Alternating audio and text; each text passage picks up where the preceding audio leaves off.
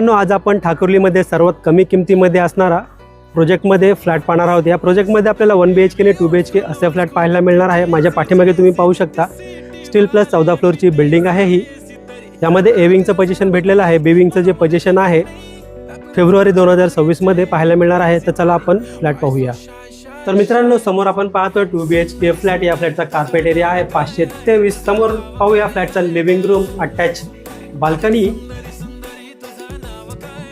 समोर आपण पाहतो पॅसेज एरिया। थोडं पुढे आल्यानंतर राईट साईडला आपल्याला 2 BHK फ्लॅटचा स्पेशियस किचन पाहायला मिळत आहे।